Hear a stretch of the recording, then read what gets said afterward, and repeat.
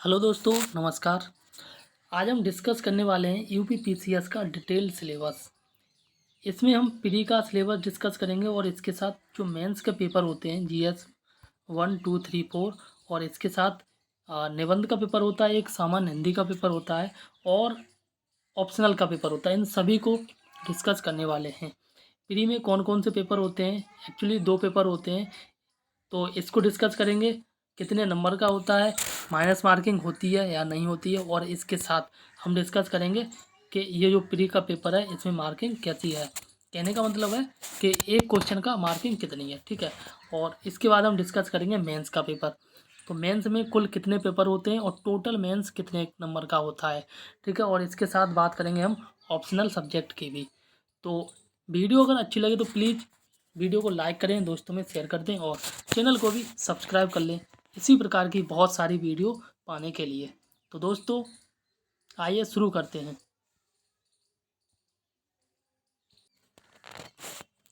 तो दोस्तों ये है प्री का सिलेबस, आप यहाँ देख सकते हैं। प्री का सिलेबस है और पेपर वन जैसे हम बोलते हैं जीएस का पेपर, ठीक है। और जीएस पेपर में जो कोर सब्जेक्ट है इनको मैं बता देता हूँ। जैसे आपका हिस्ट्री है, पॉलिटी है, जियोग्राफी है और इकोनॉमिक्स है। इसके साथ जनरल साइंस है। ये आपके कोर सब्जेक्ट हैं। और एक सब्जेक्ट और होता है एनवायरनमेंट का, ठीक है। तो जो इकोनॉमिक्स का पेपर होता है इसमें बहुत ही कम मार्क्स के आते हैं, मतलब 4 से 5 क्वेश्चन आते हैं मैक्सिमम। और एक सब्जेक्ट और होता है यूपी स्पेशल। और यूपी स्पेशल में जो करेंट और स्टैटिक जी के, इसमें भी 4 से 5 नंबर का आता है। तो हम इनको बहुत ज़्यादा इन पे फोकस नहीं करेंगे। हमें बहुत ज़्यादा फोकस करना है हिस्ट्री पे, पॉलिटी पे, जियोग्राफी पे। ये 3 सब्जेक्ट हैं और इसके साथ जनरल साइंस 4 सब्जेक्ट हैं। इन चारों सब्जेक्ट पे बहुत ही ज़्यादा हमें फोकस करना है, ठीक है। और ये जो पेपर है एनवायरनमेंट का, ये लगभग 8 से 12 नंबर तक आता है, ठीक है। तो इस प्रकार से आपको प्री का जो जनरल पेपर है उसको हमें देखना है, या कह सकते हैं कि इसको जो जीएस का पेपर है इसे हम पढ़ना है। मैं एक दोबारा बता देता हूँ। सबसे ज़्यादा जो जिस पे फोकस करना है आपको, हिस्ट्री पे, पॉलिटी पे, जियोग्राफी पे, ठीक है। इसके बाद आपका हिस्ट्री, पॉलिटी, जियोग्राफी और एनवायरनमेंट, ठीक है। एनवायरनमेंट और करेंट अफेयर तो है ही आपका। तो ये सब्जेक्ट हैं और एक जीएस और है, सॉरी जनरल साइंस और है। इस पे भी हमें फोकस करना है। तो जो इकोनॉमिक्स का पेपर है इसको बहुत ज़्यादा नहीं देखना है, और यूपी स्पेशल है इसको भी बहुत ज़्यादा नहीं देखना है, क्योंकि यूपी पीसीएस में यूपी स्पेशल बहुत ही कम क्वेश्चन आते हैं। तो ये तो मैंने मोटी मोटी बात बता दी। और अब डिस्कस करते हैं डिटेल में। देखो यहाँ पे है राष्ट्रीय एवं अंतर्राष्ट्रीय महत्व की समसामयिक घटनाएं, मतलब करेंट अफेयर्स, ठीक है। इसके बाद है भारत का इतिहास एवं भारतीय राष्ट्रीय आंदोलन। थोड़ा बड़ा कर लेते हैं तब साफ दिखाई देगा, इस प्रकार से, ठीक है। एंड तीसरा है, ये हो गया आपका। तीसरा है आपका इंडियन और विश्व का, भारत का और विश्व का भूगोल, ठीक है। और इसके बाद है भारतीय राजनीति, पॉलिटी, ठीक। इसके बाद आर्थिक एवं सामाजिक विकास, सतत विकास, ये आपका हो गया इकोनॉमिक्स का पार्ट, ठीक। एंड नाउ और आगे बात करते हैं, ये आपका हो गया पर्यावरण का, पर्यावरण एवं पारिस्थिति का, इन्वायरमेंट का। और ये आपका हो गया जनरल साइंस। ये जो सामान्य विज्ञान है इसमें तीनों विज्ञान आती हैं। जैसे बायोलॉजी आती है आपकी, ठीक। और इसके बाद आपका फिजिक्स भी आता है और केमिस्ट्री भी आती है। तो सबसे ज़्यादा आपके क्वेश्चन पूछे जाते हैं बायोलॉजी सेक्शन से। तो जनरल साइंस में अगर आप चाहें तो केवल बायोलॉजी पे फोकस करें, फिजिक्स और केमिस्ट्री पे फोकस ना करें तो भी ठीक है, ठीक है। फिजिक्स में से एक का क्वेश्चन आ जाता है, बहुत ज़्यादा नहीं आते हैं, लेकिन बायोलॉजी आपको पढ़नी पड़ेगी। इसके बाद है राष्ट्रीय और अंतर्राष्ट्रीय महत्व की सामयिक घटनाएं, ठीक है। राष्ट्रीय एवं अंतर्राष्ट्रीय महत्व की सामयिक घटनाएं, जैसे राष्ट्रीय व अंतर्राष्ट्रीय महत्व की घटनाओं पर अभ्यर्थियों को जानकारी रखनी होगी। इसके बाद आगे है भारत का इतिहास और भारतीय राष्ट्रीय आंदोलन। ये बात कर रहा है इंडियन मॉडर्न हिस्ट्री की, ठीक है। मॉडर्न हिस्ट्री की जो भारत जो 1857 से बाद 1857 से 1947 तक का जो आंदोलन हुए थे उसकी बात कर रहा है, ठीक है। और इसके बाद है, एक मिनट, ये दोबारा इसके बाद है भारत एवं विश्व का भूगोल। ओके, तो 1 मिनट, थोड़ा सा पीछे रह गया था। हाँ, ये आपका आ गया जनरल साइंस। ठीक है, अब जनरल साइंस में आप देख सकते हैं यहाँ पे क्या क्या पढ़ना है। तो 1 मिनट,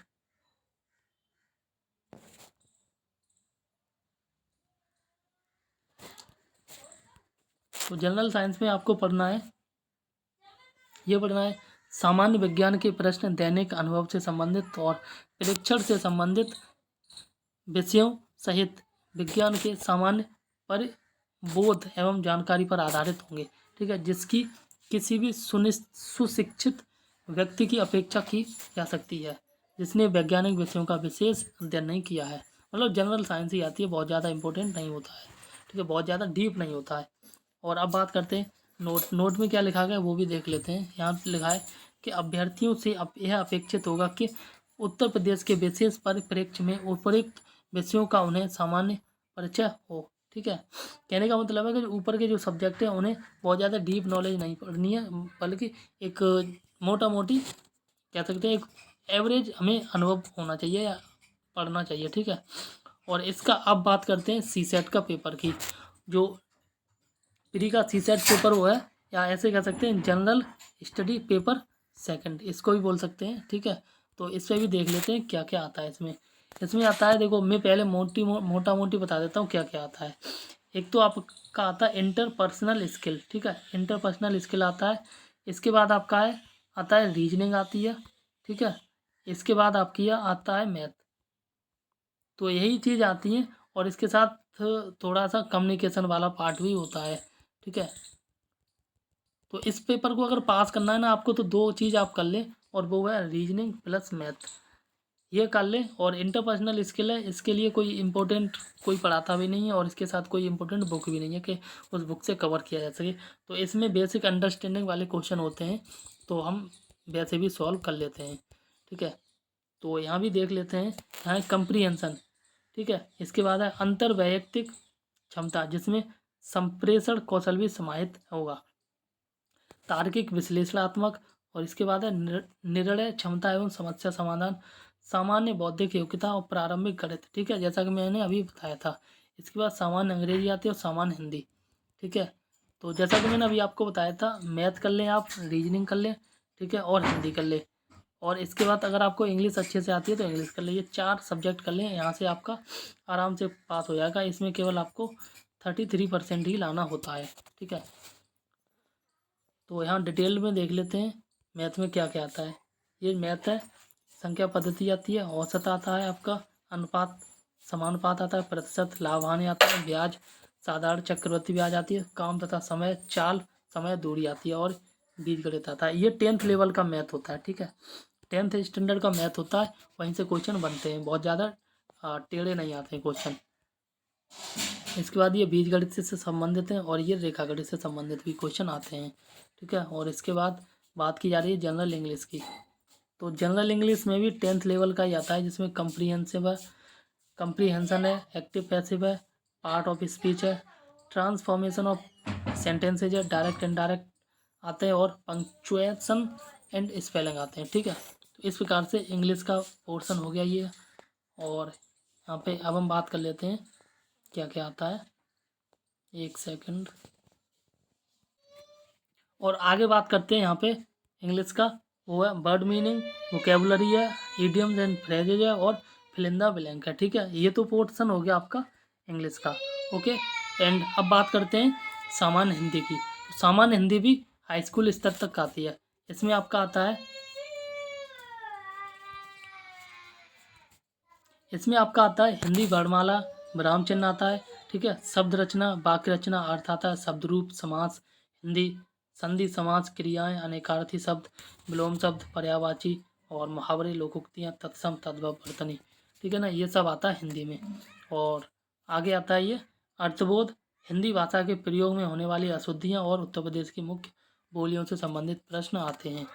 तो ये आपका पूरा सिलेबस डिस्कस हो गया है प्री का पूरा सिलेबस डिस्कस हो गया है।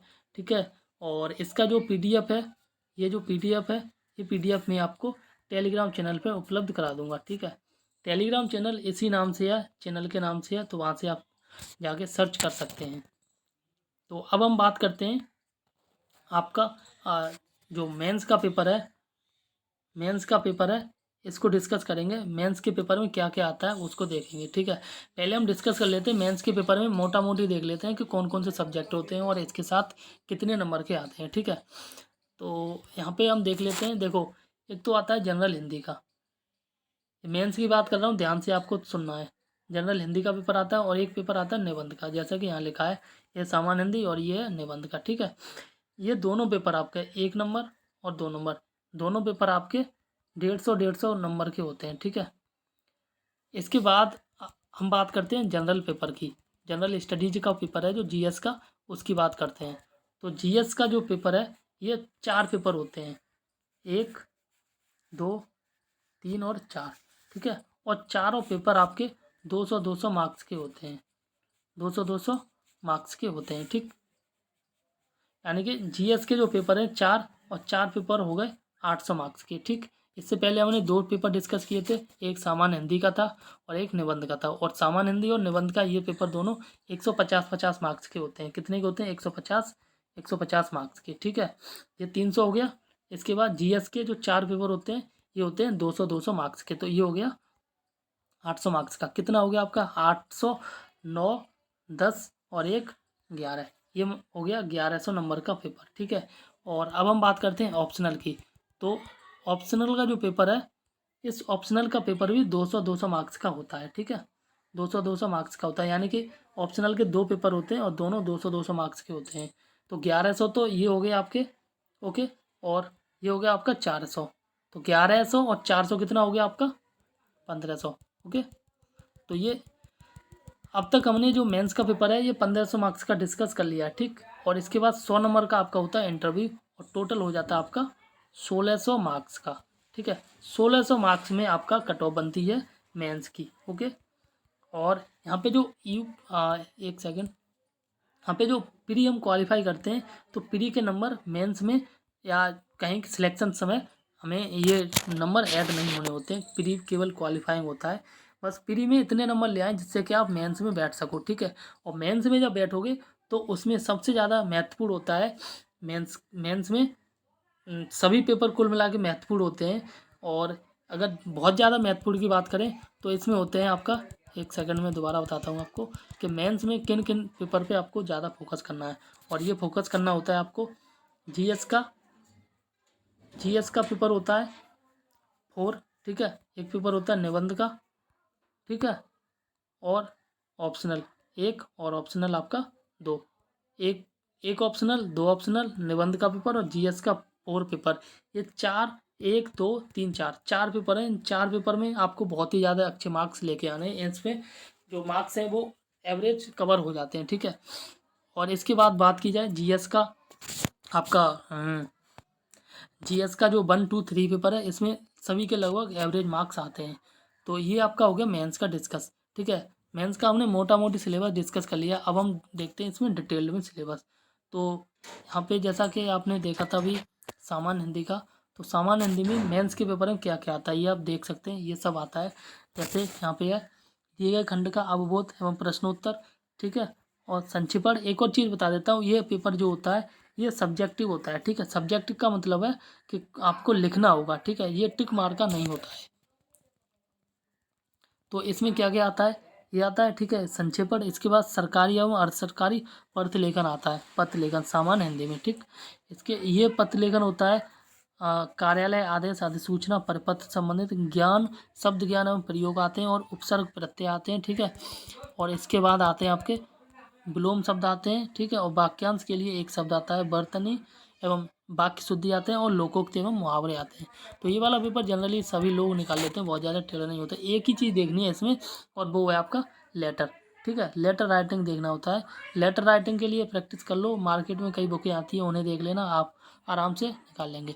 एंड नाउ अब बात करते हैं निबंध की। तो जो निबंध है यह, एक सेकंड आपको मैं दोबारा बता देता हूँ। आप चाहें तो साथ साथ लिखते चलें। जनरल हिंदी का जो पेपर आता है 150 का आता है, निबंध का आता है ये भी 150 मार्क्स का आता है, ठीक है।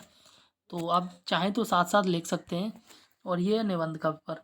निबंध का जो पेपर है ये आप यहाँ लिखा गया देखो, निबंध के प्रश्न पत्र में 3 खंड होंगे, का खंड, खा खंड और गा खंड, ठीक है। और कह रहा है कि प्रत्येक खंड में एक एक विषय पर निबंध लिखना है, और जिस पे आपको निबंध लिखना है ये 700 शब्दों में निबंध लिखना होता है, ठीक है। और इसके साथ प्रत्येक जो निबंध है, ठीक है, ये 50-50 मार्क्स का होता है। 50 मार्क्स यहाँ पे आपको गेन करने होंगे, मतलब 50 मार्क्स का ये, 50 मार्क्स का ये, ठीक है। और डिपेंड करता है कि आपने कितना अच्छा निबंध लिखा है, उसके अकॉर्डिंग आपके 30 मार्क्स से 35 मार्क्स तक आ जाते हैं, ठीक है। इतने आ जाए काफ़ी है। तो यहाँ पे निबंध किस किस टॉपिक पे लिखना होता है। खंड का में टॉपिक है साहित्य और संस्कृति, खंड खा में टॉपिक है सामाजिक क्षेत्र, और खंड जो तीसरा है इसमें है, सॉरी मैं थोड़ा उल्टा बोल गया। खंड का में 3 टॉपिक हैं, ठीक है। पहला है साहित्यिक और संस्कृति, दूसरा है सामाजिक क्षेत्र, और तीसरा है राजनीतिक क्षेत्र। तो इन टॉपिक में से आपको केवल एक ही पे निबंध लिखना है। इसके बाद खंड खा, तो इसमें विज्ञान, पर्यावरण और प्रौद्योगिकी, दूसरा आर्थिक क्षेत्र, और तीसरा है कृषि, उद्योग एवं व्यापार। तो इसमें से भी आपको एक निबंध लिखना है, ठीक है। और खंड गा में है राष्ट्रीय व अंतर्राष्ट्रीय घटनाक्रम, प्राकृतिक आपदाएं जैसे भूस्खलन, भूकंप, बाढ़, सूखा आदि पे लिखना होता है। और एक होता है राष्ट्रीय विकास योजनाएं, ठीक है, और परियोजनाएं। तो इस पे भी आपको निबंध लिखना होता है। ये 3 निबंध लिखने होते हैं, और प्रत्येक निबंध 50 मार्क्स का होता है, ठीक है। और निबंध का पूरा पेपर होता है 150 मार्क्स का, ओके। और अब हम बात करते हैं जीएस के पेपर 1 की। जीएस का पेपर 1 है, और ये कितने का मैंने बताया था, 200 मार्क्स का बताया था। जीएस का पेपर आप देख सकते हैं कि इसमें मोटा मोटी क्या क्या आता है। तो इसमें एक तो चीज़ आता है मॉडर्न हिस्ट्री, ठीक है। मॉडर्न हिस्ट्री का पेपर आता है। मॉडर्न हिस्ट्री आपका 1947 से लेके, नहीं 1 मिनट, 1857 से लेके 1947 तक की आपको मॉडर्न हिस्ट्री देखनी होती है। और इसमें सब्जेक्टिव होते हैं, ठीक है। सब्जेक्टिव क्वेश्चन आते हैं, कहने का मतलब है कि आपको लिखना होता है पूरा, जैसे कि आपने हाई स्कूल इंटर में लिखा है, इसी प्रकार से लिखना होता है। जो ऑब्जेक्टिव टाइप क्वेश्चन होते हैं वो नहीं आते हैं, ठीक है। तो यहाँ देख लेते हैं क्या क्या है। जैसे भारतीय संस्कृति के इतिहास में प्राचीन काल से आधुनिक काल तक, ठीक है, तक के कला, प्रारूप, साहित्य एवं वास्तुकला के महत्वपूर्ण पहलू शामिल होंगे, ठीक है। दूसरा होता है आधुनिक भारतीय इतिहास, 1757 से 1947 तक का आता है, जिसमें महत्वपूर्ण घटनाएं, व्यक्तित्व और समस्याएं इत्यादि। इसके बाद स्वतंत्रता संग्राम, ठीक है, 1947 से पहले जो स्वतंत्रता संग्राम हुए थे, तो 1857 से 1947 तक के जो स्वतंत्रता संग्राम हुए थे, इन्हों भी हमें देख के जाना होता है। इसमें चरण और देश के विभिन्न भागों से इसमें अपना योगदान देने वाले महत्वपूर्ण होते हैं। इसके बाद आगे है स्वतंत्रता के पश्चात देश के अंदर, जैसे भारत को जब स्वतंत्रता मिली थी उसके बाद जो भारत में एकीकरण और पुनर्गठन हुआ था 1965 तक, ये देखना होता है। इसके बाद आता है आपका बर्ड हिस्ट्री, ठीक है। एक मैंने क्या बताया था आपको, मॉडर्न हिस्ट्री, और एक आता है बर्ड हिस्ट्री, ओके। तो ये आपको देखना होता है। इसके बाद यहाँ पे बात करते हैं विश्व के इतिहास में 18वीं सदी से 20वीं सदी के मध्य तक की घटनाएं देखनी होती हैं। इसमें आपको फ्रांसीसी क्रांति 1789, औद्योगिक क्रांति, विश्व युद्ध, राष्ट्रीय सीमाओं का पुनः सीमांकन, उपनिवेशवाद, ठीक है, ये सब देखना होता है। आप चाहें तो खुद से पढ़ लें वीडियो को पॉज करके, तो भी चलेगा, ठीक है। जैसे पूंजीवाद, समाजवाद, नाजीवाद, फांसीवाद इत्यादि के रूप में ये पूरा टॉपिक ना, ये आपको बर्ड हिस्ट्री में मिल जाएगा, ठीक है, बर्ड हिस्ट्री में मिल जाएगा। तो वहाँ से आप आसानी से कवर कर सकते हैं। तो इसके बाद आगे नीचे क्या क्या दे रखा है वो हम डिस्कस करते हैं। तो इसके बाद आगे दिया गया है भारतीय समाज और संस्कृति की मुख्य विशेषताएं, ठीक है।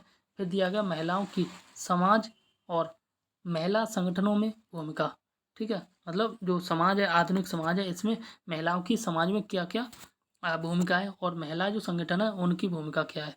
जनसंख्या संबद्ध समस्याएं जैसे गरीबी, विकासात्मक विषय, शहरीकरण आदि के बारे में देखा जाता है। इसके अगला पॉइंट है उदारीकरण, निजीकरण और वैश्वीकरण।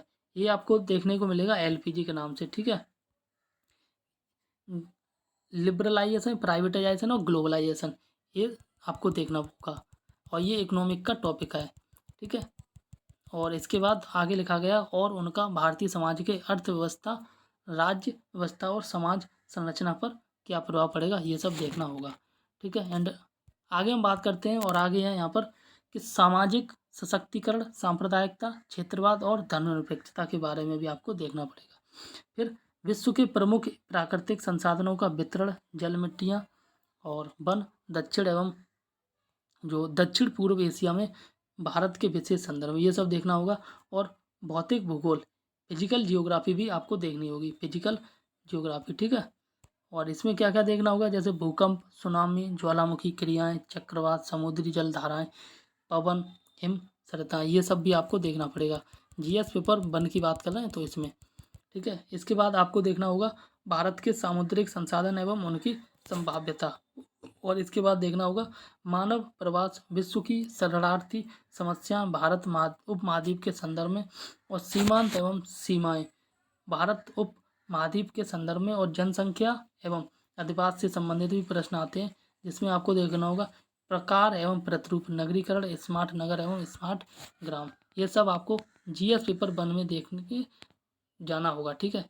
थोड़ा सा टॉपिक और हो गया, ये है उत्तर प्रदेश के संदर्भ में। तो उत्तर प्रदेश का विशेष ज्ञान, जिसमें इतिहास, संस्कृत, कला, साहित्य, वास्तुकला, त्यौहार, लोक नृत्य, साहित्यिक, प्रादेशिक भाषाएं, धरोहरें, सामाजिक रीति रिवाज और पर्यटन, ये सब देख के जाना होगा उत्तर प्रदेश के विषय में। ठीक है। और उत्तर प्रदेश का विशेष ज्ञान, जिसमें भूगोल, मानव एवं प्राकृतिक संसाधन, जलवायु, मिट्टियाँ, वन, वन्य जीव, खदान और खनिज संचाई के स्रोत, ये सब आपको देखे जाना होगा जीएस पेपर 1 में। ठीक। एंड अब बात करते हैं जीएस पेपर 2 की। तो जीएस पेपर 2 में बेसिकली क्या क्या आता है, पॉलिटी और गवर्नेंस आता है। ठीक है। तो कोर सब्जेक्ट है पॉलिटी और एक गवर्नेंस आता है। तो ये आपको देख के जाना होगा, बहुत ही ज़्यादा इंपॉर्टेंट। और जीएस पेपर होता है 200 मार्क्स का, जैसा कि मैंने आपको बताया था, और ये होता है 3 घंटे का समय दिया होता है। ठीक। तो यहाँ देख लेते हैं क्या क्या है। जैसा कि यहाँ पे भारतीय संविधान है, पॉलिटी बताया था ये है।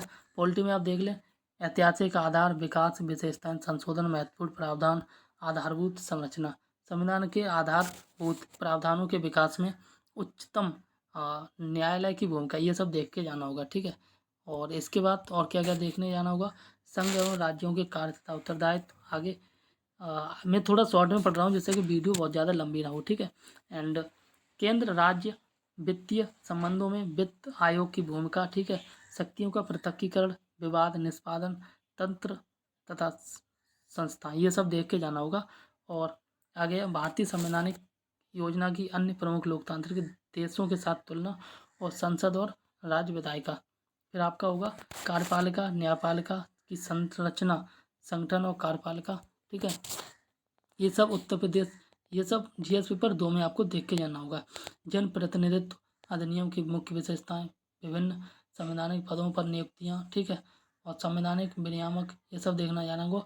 और ये आपका सरकारी नीतियों, ये गवर्नेंस से संबंधित है। और विभिन्न क्षेत्रों में विकास के हस्तक्षेप, अनेक उनके अभिकल्पन तथा कार्यान्वयन के कारण उत्पन्न विषय एवं सूचना संचार प्रौद्योगिकी, ये सब आपको देखने के जाना होगा।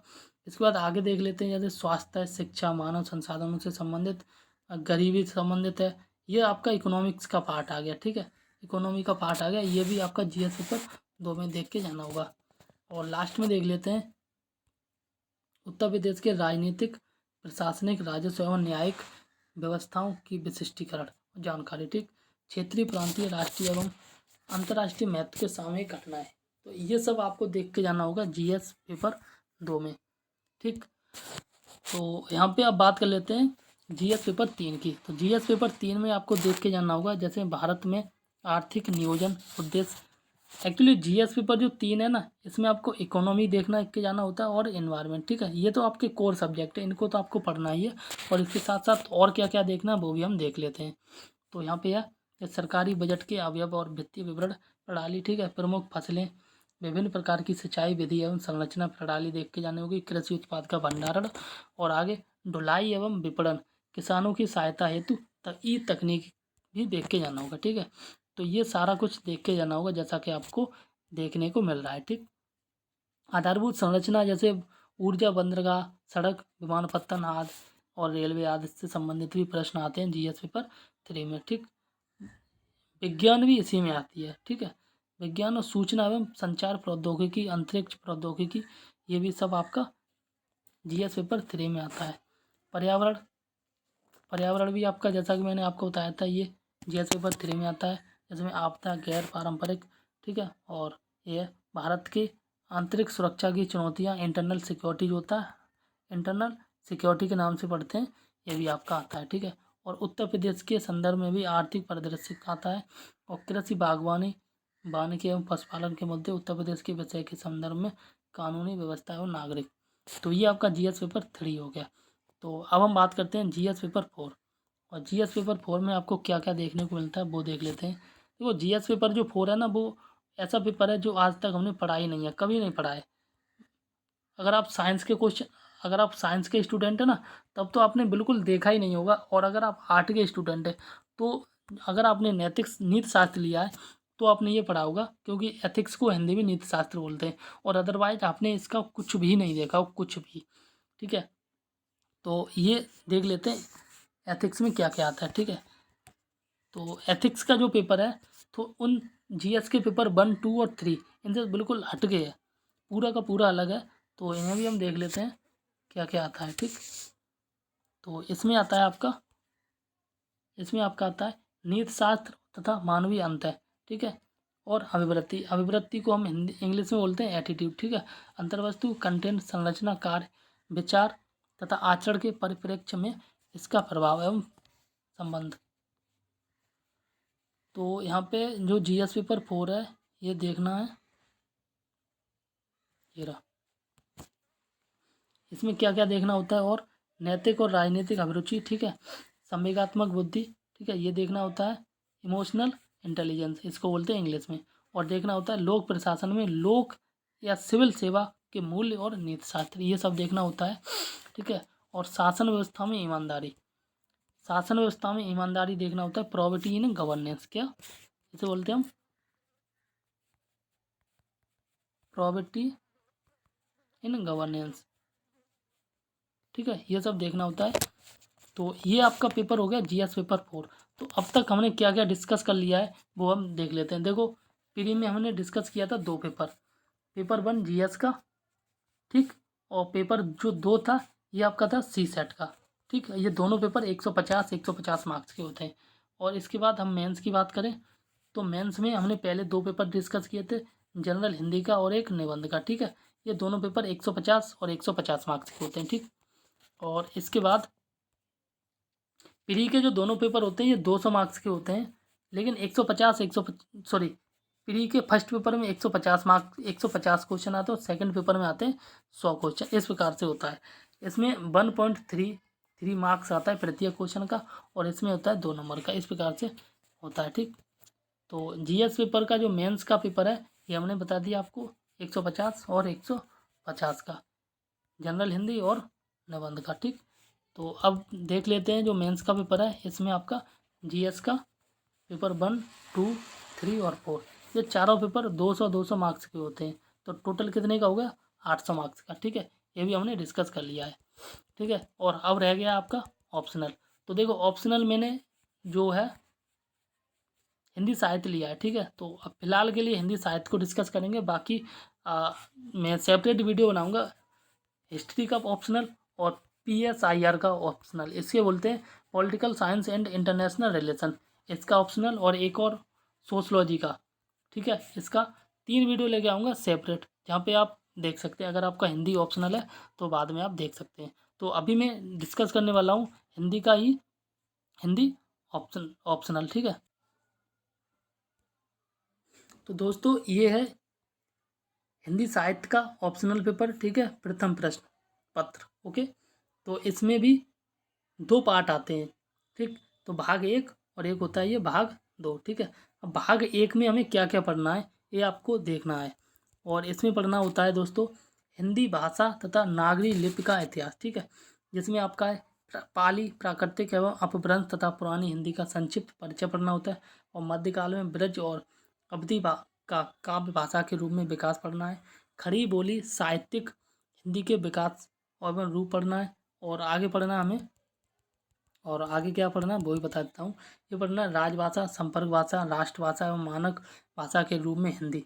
ठीक है, और आगे पढ़ना वैज्ञानिक और तकनीकी क्षेत्र में हिंदी भाषा की स्थिति। फिर पढ़ना है हिंदी भाषा का क्षेत्र और अवधि। फिर ठीक है, फिर ब्रज, खड़ी बोली, भोजपुरी, बुंदेली का क्षेत्र क्या है और भाषिक विशेषताएं क्या है, मानक हिंदी का व्याकरणिक रूप क्या है, ये सब पढ़ना है।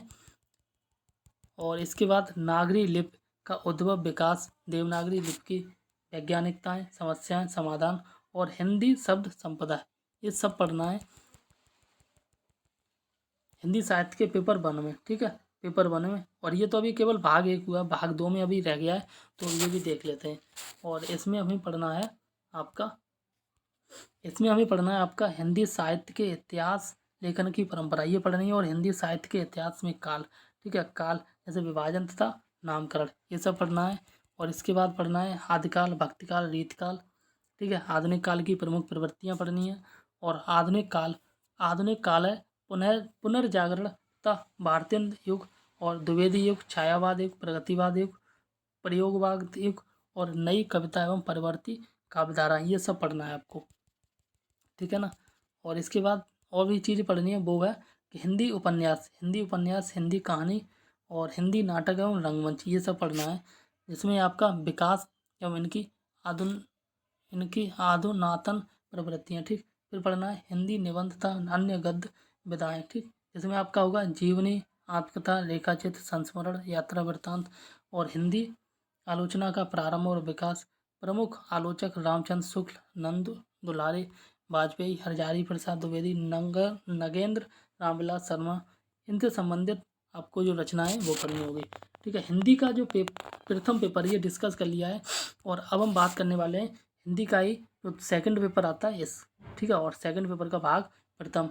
और इसमें हमें क्या क्या पढ़ना है, इस प्रश्न पत्र में निर्धारित रचनाओं में से व्याख्या एवं उन पर आलोचनात्मक प्रश्न पूछे जाएंगे। ठीक है, जिसमें आपका कबीर है, कबीर की जो रचना है इनमें पूछे जाएगा। ग्रंथावली, संपादक पूछा जाएगा। श्याम सुंदर दास, साखी संख्या 1 से 100 तक प्रश्न आएंगे और पद संख्या 1 से 20 तक। ठीक है, इसके बाद सूरदास का आएगा और सूरदास का भ्रमर गीत सागर जो है ये आएगा आपका।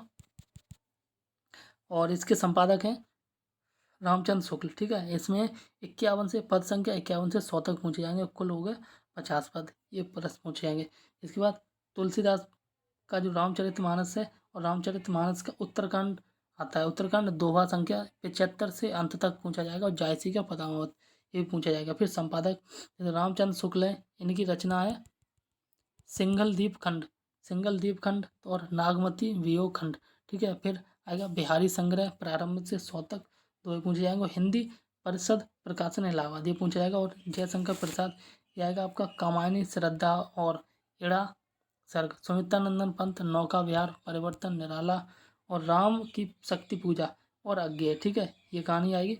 असाध्य बिगड़ा, मुक्तिबोध, अंधेरे में, नागार्जुन, बादल को घेरते देखा है और अकाल के बाद, ये सब आएगा। ठीक, ये प्रथम भाग हो गया सेकंड पेपर का। और अब बात करते हैं द्वितीय भाग सेकंड पेपर का। तो दूसरे भाग में क्या क्या पढ़ना होगा, नाटक आते हैं भारतीय हरिश्चंद्र का अंधेर नगरी और जयशंकर प्रसाद का स्कंदगुप्त, ये 2 नाटक आते हैं, इनको पढ़ना होगा।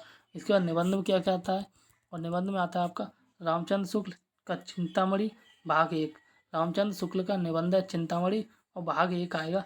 और इसका नाम है कविता क्या है, श्रद्धा और भक्ति।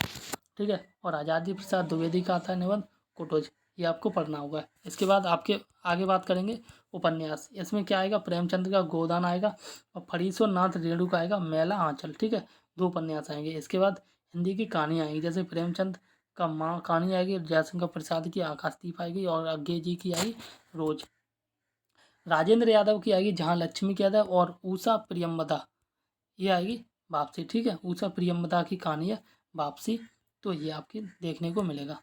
ठीक है, तो इस प्रकार से आपका डिस्कस हो गया पूरा सिलेबस। ठीक है, तो जैसा कि मैंने बताया था कि वीडियो लंबी हो गई, ये 30 मिनट से ज़्यादा की वीडियो होगी। एक चीज़ और मैं बता देता हूँ कि आपको मैं 2 पेपर आपको एक से मान लो जुगाड़ बता दूंगा, वहाँ से आपको फ्री में कंप्लीट हो जाएगा। जीएस पेपर 4 एथिक्स का, और इसके साथ हिंदी साहित्य का पूरा पेपर, हिंदी साहित्य का ऑप्शनल पूरा मैं आपको कवर करा दूंगा। बस आपको अगर आप चाहें तो कमेंट कर दें मैं आपको बता दूंगा, ठीक है, कहाँ से कैसे पढ़ना है वो आपको पूरा बता दूंगा, पूरा आपको फ्री में पढ़ लेना, जैसा कि मैंने भी वहीं से कंप्लीट किया है। तो वीडियो अगर अच्छी लगी तो प्लीज़ वीडियो को लाइक करें, दोस्तों में शेयर कर दें और चैनल को भी सब्सक्राइब कर लें इसी प्रकार की बहुत सारी वीडियो देखने के लिए। तो तब तक के लिए नमस्कार, जय हिंद।